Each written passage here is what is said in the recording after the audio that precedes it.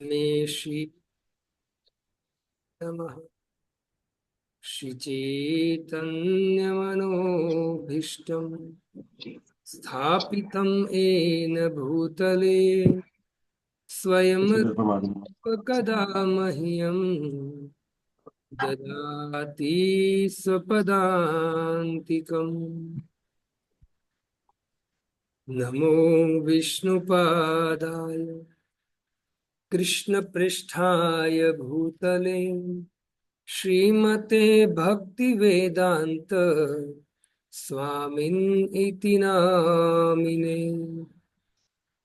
नमस्ते सरस्वती देवे गौरवाणी प्रचारिणे निर्विशेष शून्यवादी पाश्चात्य जय श्री कृष्ण चैतन्य प्रभु नित्यानंद श्री अद्वैत गदाधर शिवासादि गौर भक्तवृंद। हरे कृष्णा कृष्णा कृष्णा हरे हरे, हरे राम राम राम हरे हरे। हरे कृष्णा कृष्णा कृष्णा कृष्णा हरे हरे, हरे राम राम राम हरे हरे। श्रीमद् भागवतम स्कंद 1 अध्याय 4 श्लोक क्रमांक 4।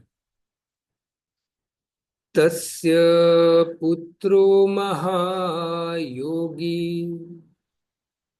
समुद्रग्नि निर्विकल्पक एकांतमतिरुन्निद्रो गूढ़ो मूढ़ इवेयते। तस्य पुत्रो महायोगी समुद्रक निर्विकल्पक एकांतमतिरुन्निद्रो गूढ़ो मूढ़ इवेयते।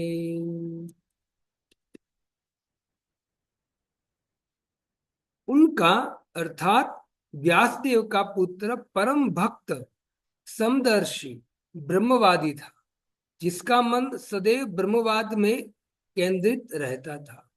वह संसारिक कर्मों से परे था, लेकिन प्रकट न होने के कारण अज्ञानी जैसा लगता था। हरे कृष्ण। तो शौनक मुनि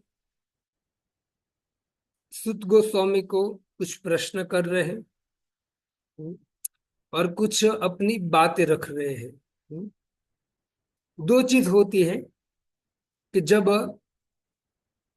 कोई वक्ता श्रीमद् भागवतम पे प्रवचन करता है तो प्रवचन के बाद वो दो बात कहता है कि किसी का कोई प्रश्न है या कोई किसी की कमेंट है। दो चीज होता है। तो इससे पहले जो श्लोक था उसमें प्रश्न किया। क्या प्रश्न किया, कोई बताए मुझे। हरे कृष्ण प्रभु जी। हरे कृष्ण प्रभु जी, दंडवत प्रणाम। पहला प्रश्न तो था कि ये जो कथा किस किस युग में करी और किस स्थान पर करी और इसका कारण क्या था और इसका किसकी प्रेरणा से करी। हाँ, तो ये चार हरे प्रश्न, कृष्ण। मतलब एक ही श्लोक में ये चार प्रश्न रखे। तो पिछले श्लोक में प्रश्न किया किसने, शौनक मुनि ने सुत गोस्वामी को। और इस श्लोक में शौनक मुनि एक बात रख रहे हैं। अगर कोई वक्ता के सामने आप प्रश्न करना चाहे तो प्रश्न कर सकते हो, या आप उनको बोल सकते हो प्रभु मैं कुछ बोलना चाहता हूं। तो उनके सामने अपनी बात रख सकते हो कि आपने जो ये कथा कहा उसमें मेरा भी ये विचार है, ऐसा तो आप रख सकते हो। तो इस तरह से यहाँ शौनक मुनि जो है वो क्या कहते हैं, तस्य पुत्रो महायोगी, के उनका पुत्र, किसका पुत्र, तो कहते वेदव्यास जी का पुत्र महायोगी था। समत्रक निर्विकल्पम, कहते हैं कि वो सबके समान समदर्शी था, सबको एक दृष्टि से देखने वाला था। निर्विकल्पम, बोले ब्रह्मवादी था, ब्रह्म का ध्यान करने वाला था वो। एकांत मति, उसकी मति कहाँ थी, तो कहते एकांत। उनकी मति, उनकी निष्ठा ब्रह्म में एकांत थी, स्थित थी, और अज्ञान से परे था। वेदव्यास जी का पुत्र अज्ञान से परे था, बड़ा महायोगी था और ब्रह्मवादी था। जो तीन तत्व हैं, ब्रह्म, परमात्मा और भगवान, तो सुखदेव गोस्वामी प्रथम पहले क्या थे, ब्रह्मवादी थे, है ना। और कहते हैं कि अज्ञान से परे थे और जड़ की तरह रहते थे। मूढ़ो गूढ़ो मूढ़ो इवेयते, इसे कहते हैं कि वो संसारिक कर्मों से परे थे, अज्ञान से परे थे, महायोगी थे, ब्रह्मवादी थे, वेदव्यास जी के पुत्र थे, लेकिन फिर भी वो वो ये सब प्रकट नहीं करते थे। इससे ऐसा प्रकट न करने के कारण वो क्या लग रहा था, सामान्य अज्ञानी व्यक्ति की तरह लग रहे थे। आपको ये बात समझ समझ में आ जानी चाहिए कि यदि कोई व्यक्ति बहुत बड़ा ज्ञानी है, अज्ञान से परे है, बड़ा योगी है, समदर्शी है, बहुत बड़ा व्यक्ति है, लेकिन यदि वो समाज में इस तरह से व्यवहार करता है कि वो वास्तव में कुछ है नहीं, कुछ प्रकट नहीं करता है, अपने गुण जो है वो जब प्रकट नहीं करता है, तो व्यक्ति उनको क्या मानते, सामान्य व्यक्ति मानते हैं, सामान्य व्यक्ति मानते हैं। तो शौनक मुनि कहते हैं कि हे सुद गोस्वामी, ये जो वेदव्यास जी का पुत्र था सुखदेव गोस्वामी, वो भगवान का परम भक्त था, समदर्शी था, ब्रह्मवादी था, और कर्मों से परे था, अज्ञान से परे था, और सब कुछ दिव्य गुण थे उसमें, लेकिन फिर भी वो अज्ञानी जैसा प्रतीत हो रहा था। उसका कारण यही है कि उनके गुण को प्रकट नहीं कर रहे थे, है ना। इससे भक्तों, हमें भी अपने प्रभाव को प्रकट नहीं करना चाहिए, कभी स्वभाव को प्रकट करना चाहिए, है ना। प्रभाव को प्रकट नहीं करना चाहिए कि मैं बहुत बड़ा भक्त हूँ, मैं भी 16 माला करता हूँ, मैं भी इतनी सेवा करता हूँ, अब तो मैं भी हूँ, है। तो हमारे प्रभाव को प्रकट नहीं करना चाहिए। हम कितना भी सेवा करें, बहुत नम्र रहना, हम कुछ करते ही नहीं, इस तरह से रहना चाहिए और अपने स्वभाव को प्रकट करना चाहिए, है ना। स्वभाव क्या है, एकदम नम्र, हम भगवान के दास हैं। कोई व्यक्ति कहे भी कि प्रभु आप कितनी मेहनत करते हो, कितना सुंदर सेवा करते हो, कितना प्रचार करते हो, तो भी क्या करना चाहे, बस भगवान की कृपा है, वैष्णव की कृपा है, इतना कह के सारे हो जाना चाहिए, ये स्वभाव दिखाना चाहिए। लेकिन दुर्भाग्य की बात यह है संसार में कि हर व्यक्ति अपना प्रभाव दिखाना चाहता है, हर एक व्यक्ति अपने स्वभाव को छुपाना चाहता है और अपने प्रभाव को दिखाना चाहता है, अपने प्रभाव को दिखाना चाहता है। लेकिन प्रभाव दिखाता है, लेकिन जब उसका स्वभाव भी प्रकट होता है कि कितना गंदा स्वभाव है, तो व्यक्ति उनके प्रभाव को भी साइड में करके उनके साथ में बोलना बंद कर देते हैं। हर हमेशा व्यक्ति को अपने स्वभाव को प्रकट करना चाहिए, प्रभाव को प्रकट नहीं करना चाहिए, कपट नहीं करना चाहिए। बहुत व्यक्ति क्रोधी होते हैं, कामी होते हैं, कपटी होते हैं, अंदर से बहुत दुर्गुण होते हैं, लेकिन समाज के सामने क्या दिखाते हैं, इतने समाज के सामने इतना सुंदर तरह से बात करेंगे, इतना व्यवहार करने के अच्छी तरह से, है ना, कि लोग उससे प्रभावित हो जाए, तो अपना प्रभाव दिखाता है ना। लेकिन अंदर का स्वभाव क्या भरा है, अंदर कामी है, क्रोधी है, कपटी है, लोभी है, ये स्वभाव है उनका, और बाहर बहुत अच्छा दिखाता है। तो ये स्वभाव कभी प्रभाव प्रकट नहीं करना चाहिए, स्वभाव प्रकट करना चाहिए हम। लेकिन व्यक्ति स्वभाव क्यों नहीं प्रकट करता, क्योंकि अंदर भरे है ना, अंदर से ऐसे भरे हैं कपट, ईर्ष्या, निंदा के द्वारा, तो स्वभाव कैसे प्रकट करे। लेकिन वास्तव में हमको अपना स्वभाव भक्तिमय भक्तिमय कार्य से हमको स्वभाव बहुत सुंदर बनाना चाहिए। और भक्ति करते करते हम कितने भी ऊंची स्थिति में पहुंच जाए, देखिए स्वभाव को कभी प्रकट नहीं करना चाहिए। हमको अपने प्रभाव को कभी प्रकट नहीं करना चाहिए, स्वभाव को प्रकट करना चाहिए कि हम भगवान के दास। तो ये समझना बहुत जरूरी है।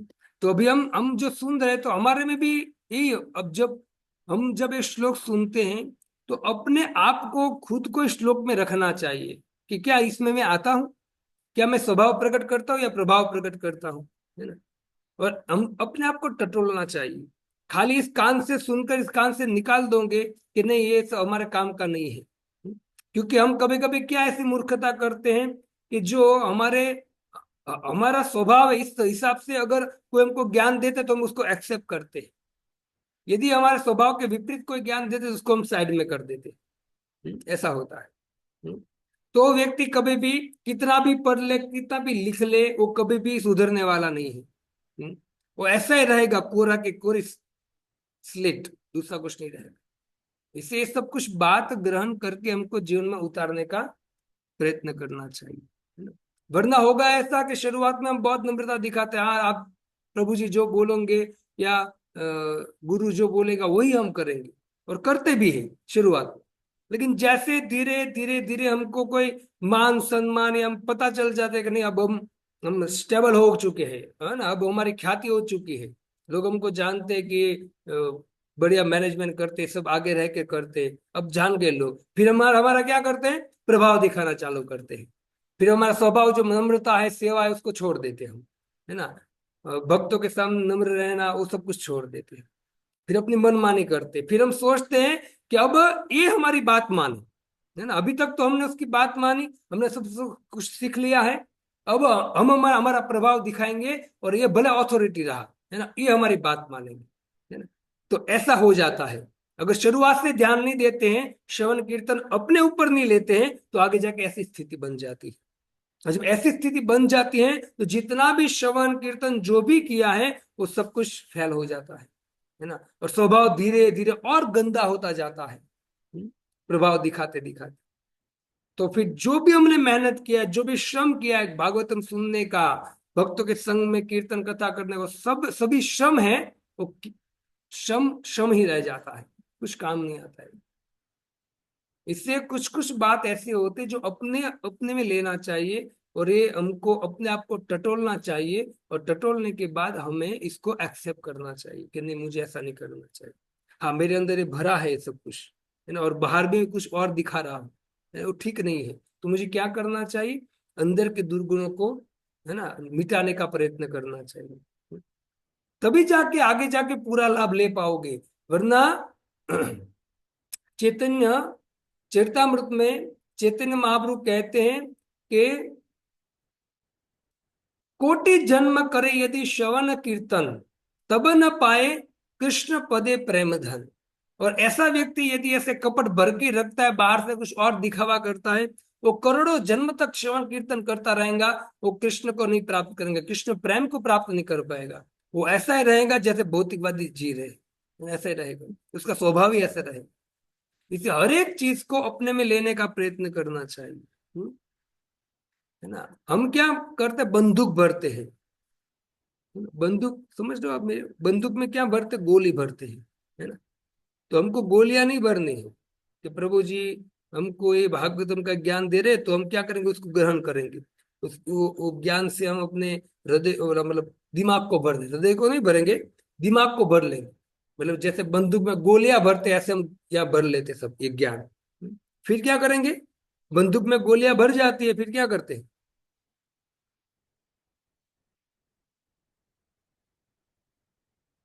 फिर क्या करते हैं बताइए। फिर बंदूक चलाते हो प्रभु जी। हाँ बंदूक चलाते हैं ना, जब गोलियां भर गई है तो फिर क्या दुश्मन दुश्मन बंदूक चलाते।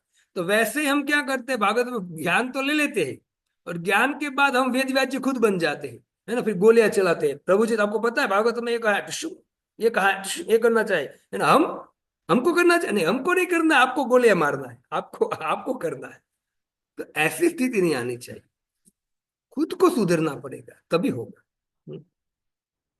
इससे चैतन्य महाप्रभु कहते हैं कि अ, खुद आचरण करके दूसरों को सिखाना चाहिए, खुद मंगल आरती में आना चाहिए या मंगल आरती अटेंड करना, खुद मतलब सेवा करनी चाहिए, खुद जल्दी जगना चाहिए, खुद चैंटिंग करना चाहिए माला सुबह सुबह। जब जैसा आचरण करते जाओगे तो लोग सीखेंगे आपसे।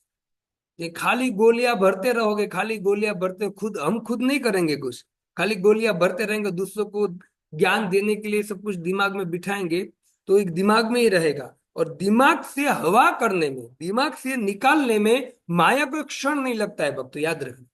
ये जो ज्ञान है वो दिमाग में रखा है आपने और हृदय में नहीं उतारा है और उसको एक्टिव नहीं किया है जीवन में। तो ये जब माया की हवा चलेगी ना कभी, तो माया की हवा आपके दिमाग में जितना भी ज्ञान होगा, भले आपने 10-15 साल तक लिया है ज्ञान, वो सब ज्ञान लेकर चली जाएंगी माया। और आप ऐसा कार्य कर बैठोगे, अरे बाप रे, है ना, ये लोग तो बहुत भागवतम सुनते थे, कीर्तन कथा करते, लेकिन इसने ऐसा काम कर दिया। क्यों? क्योंकि आपके पास ज्ञान तो था, लेकिन ज्ञान अपने एक्टिव हृदय में नहीं उतारा था, है ना, खाली गोलियां भरी आपने, मतलब बंदूक में गोलियां भरी और दूसरों को आपने फायर किया, अपने आप में कुछ लिया। इससे ये जो शब्द मैं आपको बोल रहा हूं तो समझना चाहिए, हमें अपना अपना अपना स्वभाव को बदलना चाहिए, स्वभाव प्रकट करना है, विनम्रता, सेवा का भाव, समदर्शी भाव, धीरे धीरे आगे बढ़ना है। और जैसे अभी है, शुरुआत में भक्त होता है बहुत नम्र होता है ना, प्रभु जी सबको बोलते हैं। लेकिन जैसे जैसे समय जाता है तो अपना प्रभाव दिखाना चालू करते, फिर प्रभु जी की भी बात नहीं मानते।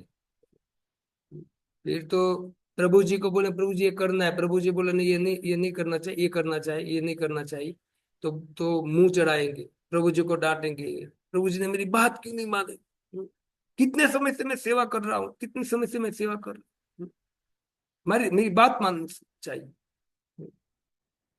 मैंने कितने पापड़ बेले हैं, मैंने कितने लोगों को जोड़ा है, मैंने कितना मेहनत किया है, मेरी बात नहीं सुनते प्रभु जी।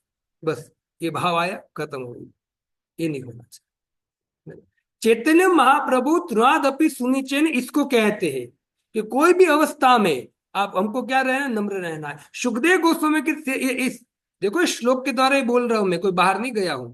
सुखदेव गोस्वामी, शौनक मुनि कहते हैं कि सुखदेव गोस्वामी वेद व्यास जी के पुत्र के पास इतने गुण थे, भगवान के भक्त थे, समदर्शी थे, ब्रह्मवादी थे, सदा ब्रह्म में लीन रहने वाले थे, समस्त कर्मों से परे थे, समस्त अज्ञान से परे थे। फिर भी इतना गुण होने के बाद भी वो किसी को दिखाते नहीं, अज्ञानी जैसे रहते थे। दिखाते नहीं, अपने अपने प्रभाव को नहीं दिखाते थे, है ना। लेकिन जो बुद्धिमानी व्यक्ति होता है ना, वो धीरे धीरे उनका जो स्वभाव प्रकट करते हैं, उसके स्वभाव के द्वारा उसका प्रभाव भी देख जाता, समझ जाते हैं वो बुद्धिमानी व्यक्ति। और बुद्धिमानी व्यक्ति उनके शरणागत चला जाता है कि नहीं, ये व्यक्ति अपने प्रभाव को नहीं दिखाता, अपने गुण को नहीं दिखाता कि मैं ऐसा हूं, मैं इतना भक्त हूं बड़ा, लेकिन उनका जो स्वभाव है, प्रेम से जो प्रचार कीर्तन कथा कर रहा है ना, बहुत सुंदर सेवा कर रहा है भगवान की, उनके ऊपर ऊपर से पता चलता है कि ये व्यक्ति कोई सामान्य व्यक्ति नहीं है। वो समझ जाएगा कब, जब आप अपना प्रेम से, विनम्रता पूर्वक जो आपका स्वभाव प्रकट करोगे। भक्तों, ये 7 दिन की जो भागवतम कथा होती है ना, ऐसा ये डीप में ज्ञान नहीं मिलता है भक्तों, नहीं मिलता है ये, है ना। इससे कहा गया एक एक श्लोक में ऐसा रहस्य भरा है कि हम, हाँ, बुद्धि से परे है। और ऐसी भक्ति वेदांत स्वामी शिल प्रभुपाद जी की कृपा है कि हमको मिला है, और शिल प्रभुपाद जी की कृपा है कि हमको समझाने वाले ऐसे संत भी मिले हैं, है ना, जो हमको ऐसे समझा रहे। भाई क्या पता चलेगा, हाँ चलो कोई बात नहीं, है ना, कि वो अज्ञानी तरह रहते थे, चलो आगे बढ़ो, है ना। लेकिन इसके ऊपर जो सिद्धांत आता है कौन समझाएगा, कृपा है प्रभुपाद जी की, है ना। इसे ऋणी रहना चाहिए सदैव, और प्रभुपाद जी की आज्ञा का पालन करो। प्रभुपाद जी कह के गए हैं कि मेरी इच्छा है कि जो मैंने देकर गया हूँ भक्ति, श्रीमद् भागवतम गीता तात्पर्य, जो भी मैं भक्ति देकर गया हूँ, मेरे शिष्य पर शिष्य जो आगे आएंगे भक्त, वो सभी इनका प्रचार करें। घर में बैठे न रहे, कि भाई दीक्षा जब तक लेंगे तब तक एक्टिव रहेंगे, और जैसी दीक्षा होगी तो हमारा प्रभाव दिखाएंगे कि प्रभु जी अब तो हम भी दीक्षित है ना, अब हमको फोन कीजिए तब हम सेवा करेंगे, है ना, ऐसे हम नहीं आएंगे। नहीं, ऐसा नहीं होना चाहिए। हमको याद रखना चाहिए जो भी हमको मिला है प्रभुपाद जी की कृपा है ना। हमको प्रभुपाद जी ने भगवान के धाम की चाबी दे दिया, याद रखना, है ना। चाबी दे दिया है। हम्म। अब इस चाबी को उपयोग करना है अच्छी तरह से, वरना चाबी छीन ली जाएगी। प्रभुपाद जी पर हमको आश्रित रहना है भक्तों। और करना क्या, वो दूसरा तो मांग नहीं रहे प्रभुपाद जी, इतना ही कहते कि बस हरि नाम जपो, हरि कथा श्रवण करो, सेवा करो, और ये प्रचार को आगे बढ़ाने का प्रयत्न करो। यदि आपको प्रचार आगे बढ़ाने का अगर क्षमता नहीं है, अब नहीं बोल पा रहे हो, तो जो व्यक्ति प्रचार कर रहा है उसको पूरे पूरा साथ दो, तो भी मैं प्रसन्न हो जाऊं। प्रभुपाद जी अपने शिष्यों को यही सिखा कर गए। तो इतना सुंदर हमको प्रभुपाद जी ने दिया है, तो हमको क्या करना चाहिए? उनके ऋण से अब पूर्ण तो नहीं हो सकते, लेकिन कम से कम हम प्रयत्न करें कि प्रभुपाद जी की आज्ञा का पालन करें, प्रभुपाद जी प्रसन्न हो जाएंगे। और प्रभुपाद जी के जैसे संत यदि प्रसन्न हो गए ना भक्तों, तो करोड़ों करोड़ों जन के जो हमारे कुकर्म है ना, उसको भगवान नष्ट कर देंगे, है ना। और अकर्म में हमको भगवान लगा देंगे, अपने धाम में प्रवेश कराएंगे। तो कभी आप फ्री हो, अभी मैंने आपको समझाया है, खाली श्लोक का अर्थ समझाया है और इसके ऊपर थोड़ा सिद्धांत समझाया है। जब ये लेक्चर खत्म हो जाए, तो कभी 5-10 मिनट 15 मिनट आपके पास हो, तो बैठ कर इस पे चिंतन करना, इस श्लोक पे चिंतन करना, पढ़ना चाहिए, है ना। इससे आपको पता है कि आज 4 नंबर का श्लोक है, तो पहले क्या करना चाहिए, तो खुद पढ़िए, और पढ़ने के बाद आप लेक्चर सुनने के लिए बैठिए, है ना। ये इतना तो आप कर सकते हो ना, कि चलो कल लेक्चर है, इस श्लोक पर तो मैं तात्पर्य पढ़ लेता हूँ, तो श्लोक और तात्पर्य पढ़ लीजिए और फिर बैठिए सामने, तो आपको और क्लियर होगी। लेकिन भक्तों, ज्ञान आप ले रहे हो, ज्ञान के साथ ये श्लोक सिखाना चाहते हैं कि अपने स्वभाव को एकदम नम्र बनाओ, है ना, आगे जाकर। और जितना हम भक्ति में आगे बढ़ेंगे, तो आगे बढ़ने का कारण भी कौन बनेगा, तो कहते गुरु और वैष्णव, दूसरा कोई नहीं बन सकता, कारण वही बनेंगे, है ना। हमको आगे बढ़ाने का भक्ति में कारण ये दोनों है, तो उनकी आज्ञा का पालन करते हुए नम्र रहना चाहिए, कभी भी अपने प्रभाव को नहीं दिखाना चाहिए।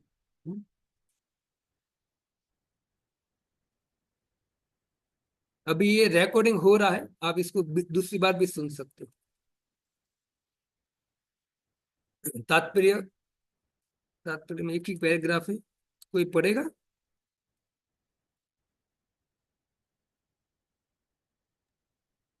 हरे कृष्णा प्रभु जी। हाँ, पढ़िए।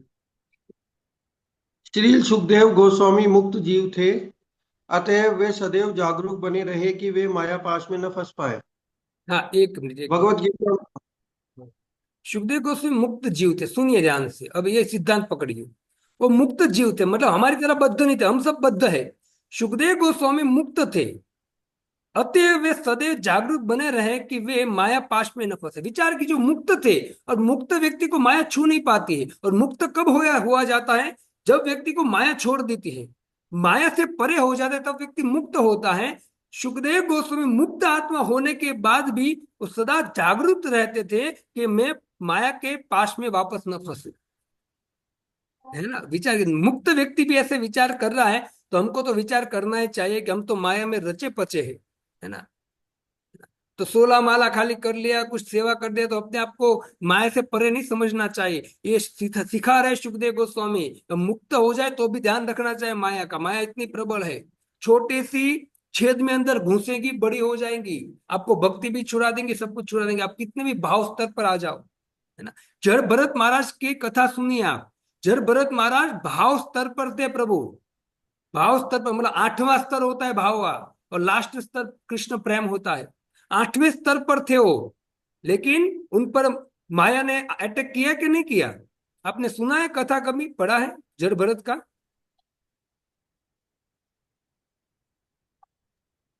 जी हाँ जी प्रभु जी। प्रभु जी। पढ़ा होगा, उसको पता होगा कि जड़ भरत महाराज के अटैक किया माया ने, है ना। तो मतलब उनको माया माया माया ने अटैक किया दिख रहा है, लेकिन वो इतनी बड़ी ऊंची भक्ति पर थे, तो भगवान ने उसमें एग्जाम्पल बनाया था, तो उसका तो काम बन गया। तो वहां भी हमको पता चलता है, कोई भी स्तर पे पहुंच जाओगे तो माया अटैक कर सकती है। इससे माया से सदा जागरूक रहना चाहिए। सुखदेव गोस्वामी सिखा रहे हैं कि 16 माला कर लिया और सेवा कुछ करे, कुछ प्रचार करे, तो अपने आप को मुक्त नहीं मानना चाहिए, हम माया से परे हो गए, नहीं। थोड़ा सा भी समय माया देख रही है है ना, कि इसको नम्रता नहीं है, कुछ नहीं अंदर से, मतलब भरा हुआ है काम से, लेकिन दिखा रहा है कुछ और, तो माया बस वही वहां वार करेंगी, छुड़ा देंगी सबको। सुखदेव गोस्वामी क्या है, मुक्त जीव है, लेकिन फिर भी वो सदा जागरूक रहते थे माया के प्रति। तो ये बहुत सुंदर शिक्षा है, हम सदा माया से जागरूक रहना चाहिए हमें। पढ़िए आगे। भगवत गीता में इस जागरूकता की रोचक व्याख्या की गई है। मुक्त जीव तथा बद्ध जीव के पृथक पृथक कार्य हैं। मुक्त जीव निरंतर आध्यात्मिक उपलब्धि के पथ पर अग्रसर होता है, जो बद्ध जीव के लिए एक स्वप्न जैसा है। देखो कितना सुंदर बात बोला है, कि वो मुक्त जीव निरंतर भगवान की भक्ति में आगे बढ़ता रहता है ना, क्योंकि उनको माया हट गई है। माया हट गई है तो अंतरंगा शक्ति के अंतर्गत है, जैसे जो भी कार्य करेगा वो आध्यात्मिक करेगा और आगे बढ़ता जाएगा, आगे बढ़ता जाएगा।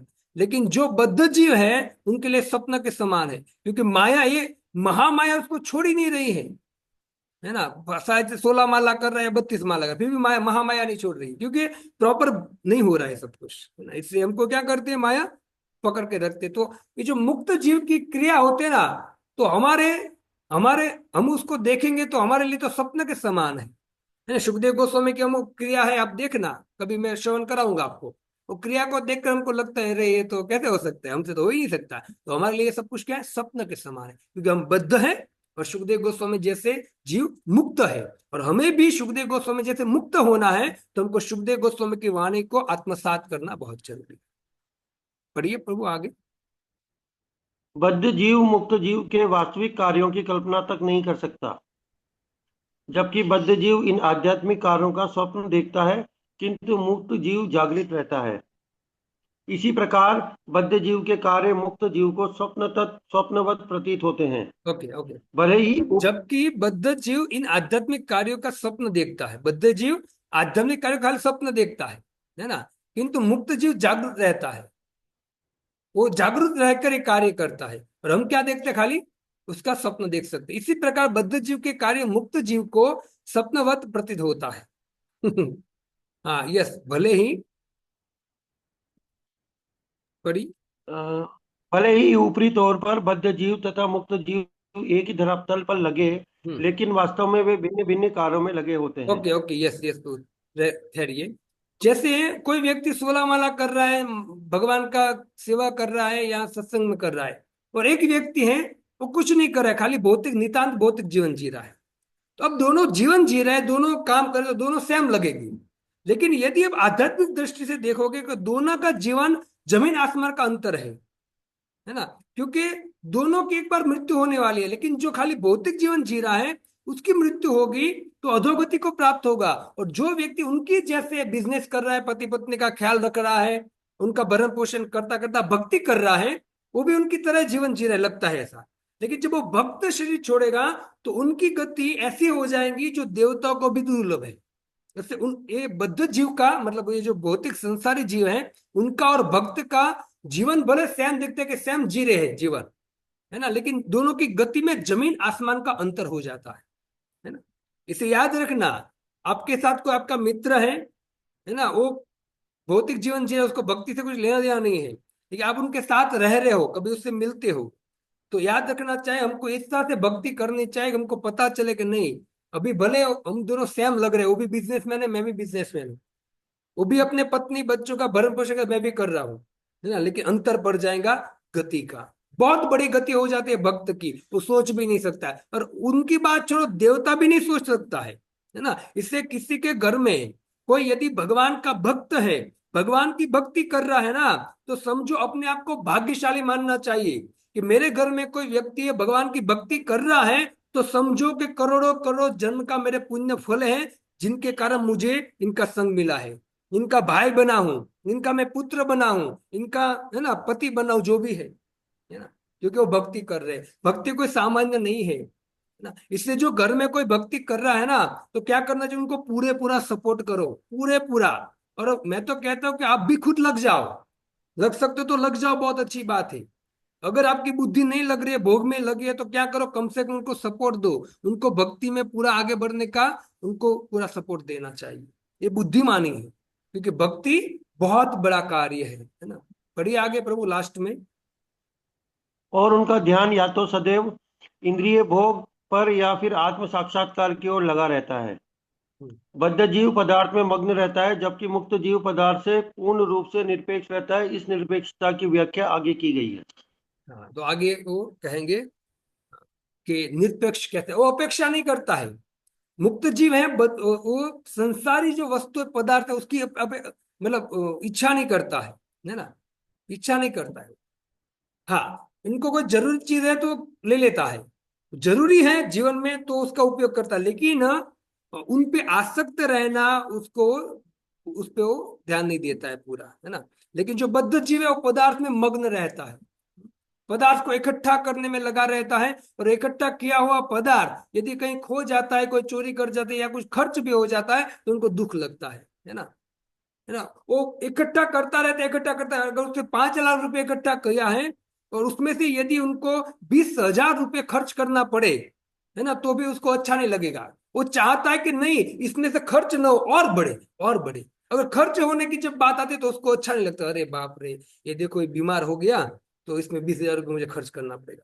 तो जो 20,000 खर्च हो चुका है, पड़े हैं 4,80,000 और, लेकिन फिर भी वो चिंता कहाँ की करेंगे, वो 20,000 खर्च होगा वहां की चिंता करेगा। ये है माया का प्रभाव, है ना, ये है पदार्थ में आसक्त का प्रभाव, है ना। वो विचार नहीं करेगा, अरे बाप रे, मैंने भगवान की कितनी कृपा है, मैंने मेरे पास 5 लाख रुपए पड़े हैं, है ना। ये विचार नहीं करेगा, वो विचार करेगा कि 20 लाख रुपए दवा में खर्च हो गए, है ना। ये आसक्ति के कारण दुख मिलता है भक्त सब कुछ।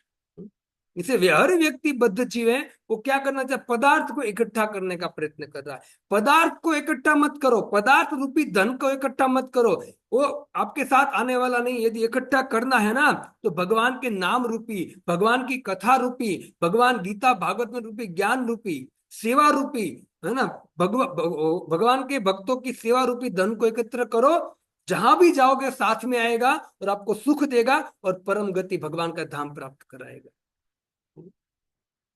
तो एक बुद्धिमान बनना चाहिए हमें। इससे एक तात्पर्य में बहुत सुंदर प्रभुपाद जी ने बात कहा है, और पूरा श्लोक ही एकदम सुंदर है ना।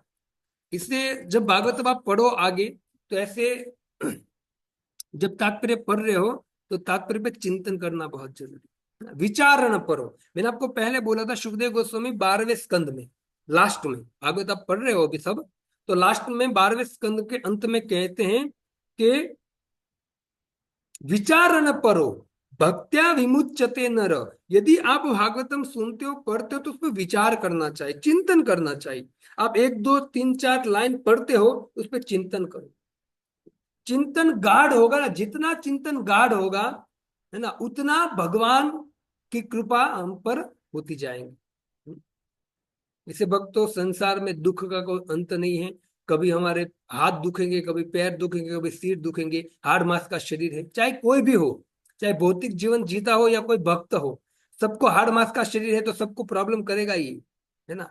तो हमें धीरे धीरे इस तरह से भक्ति करनी चाहिए कि हमको जीवन में कोई समस्या भी आए ना, है ना, तो समस्या को हम एकदम मतलब क्या बोलते हैं उसको, उग्र ना बन जाए, है ना, उसको सॉल्यूशन करने का प्रयत्न करे, लेकिन आध्यात्मिक दृष्टि से सॉल्यूशन करने का प्रयत्न करे। तो ये बुद्धि हमारे जीवन में आनी चाहिए, ठीक है। इससे आध्यात्मिक जीवन में जब अवसर मिलता है भक्ति, तो उसमें बहाना नहीं बनाना चाहिए। बहाना बनाओ कि कहा, जब भौतिक पदार्थ, उसमें बहाना बनाओ, उसको दूर रखने का बहाना बनाओ। लेकिन आध्यात्मिक दृष्टि से आपको कोई बुला रहे हैं सत्संग में, आपको कोई सेवा दे रहा है, आपको कोई भक्ति में आगे बढ़ाने का प्रयत्न, उसमें आप बहाने मत बनाओ। अगर टाइम है तो तुरंत जाओ, टाइम नहीं है तो भी बोलो नहीं प्रभु जी अभी थोड़ा टाइम नहीं, मैं अब यहाँ जाऊँ तो मैं 1 दिन के बाद आता हूँ, 2 दिन के बाद आता हूँ, या ये टाइम नहीं उस टाइम पे आता हूँ, है ना? तो बहुत प्रेम से जवाब दो। आध्यात्मिक सेवा कोई मिल रही है तो समझे भगवान की कृपा है, और अगर भगवान की कृपा नहीं है तो भक्त कृपा करना चाहता है आप पर, आपको सेवा देकर, है ना। तो ये याद रखना चाहिए। प्रभुपाद जी ने ऐसे ऐसे लोगों को सेवा दिया, उन लोगों ने बोला प्रभुपाद जी क्या बात कर रहे हो आप, हमको भक्ति का ब नहीं पता है, गीता का ग नहीं पता है, और आप इतनी बड़ी सेवा दे रहे हो, है ना। पहले वो अंदर से विचार किया कैसे लूं, है ना, लेकिन प्रभुपाद जी ने कहा नहीं, आपकी सेवा करो, है ना। तो प्रभुपाद जी की इच्छा मान के उसने सेवा किया, भक्तों कुछ नहीं आता था उन लोगों को, लेकिन प्रभुपाद जी की सेवा को उसने अंगीकार किया, वो भक्त बड़े बड़े सन्यासी बन गए। क्यों? क्योंकि प्रभुपाद जी ने उसको सेवा के साथ कृपा दिया है। ये खाली सुनना नहीं है, कान से सुनकर एक कान से निकालना नहीं है। और ये सुनकर एक कान से निकाल कर करनी अपनी मनमानी, इस तरह से सुनना नहीं चाहिए। पूरा लाभ लीजिए भक्तों, ये अवसर है ना, ये बहुत बड़ा अवसर मिला है भक्तों। ये अवसर देवताओं को भी नहीं मिलता है। भागवतम के शुरुआत में वेदव्यास जी कहते हैं कि स्वर्गे नास्ति ब्रह्मे नास्ति कैलासे नास्ति अयम रस अतः पिबंती सद्भाग्या मामा मुंचंती करिचित। हे सद्भागी जीव, यदि आपको श्रीमद् भागवतम श्रवण करने का अवसर मिला है, कोई भक्तों से सुनने का, उसको समझने का अवसर मिला है ना, तो आपसे भाग्यशाली कोई नहीं है। इससे अपने कपट को, अपने दुर्व्यवहार को छोड़ो, है ना, और भक्तों और गुरु की शरण में चले जाओ। वो जो बोले ऐसे जीवन व्यतीत करो, धीरे धीरे आगे बढ़ो भक्ति में। क्यों? क्योंकि ये जो रस है, ये रस न तो स्वर्ग में है, न ब्रह्मलोक में, न कैलाश में है। ये रस कृपा करके पृथ्वी लोक वासियों को मिला है, और पृथ्वी लोक वासियों में भी कुछ लोगों को मिला है, जिसमें हम है ना। तो इसको क्या करना चाहिए? पीबत, इसको पीना चाहिए बड़े प्रेम से, कपट शून्य होकर पीना चाहिए। तो बस भक्त में वाणी को यही विराम देता हूँ। कल हम 5वां श्लोक पढ़ेंगे, और 5वां श्लोक में कुछ व्याख्या करेंगे। आप सबको निवेदन है कि 5वां श्लोक आप पढ़िए और पढ़ के आना कल, और फिर हम इसकी व्याख्या करने का, प्रभुपाद जी की कृपा से, जो गुरु की कृपा से जो मुझे स्मरण आएगा, जो उसने सिखाया है, उस अनुसार मैं आपको समझाने का प्रयत्न करूंगा। ठीक है? तब तक के लिए मैं यहाँ अपनी वाणी को विराम देता हूँ। हरे कृष्णा कृष्णा कृष्णा हरे हरे, हरे राम हरे हरे राम राम हरे राम राम राम राम हरे। हरे इस भक्ति वेदांत स्वामी शिल प्रभुपाद की जय। गाय गौर हरि प्रेमानंदे हरि। हरि हरि बोल।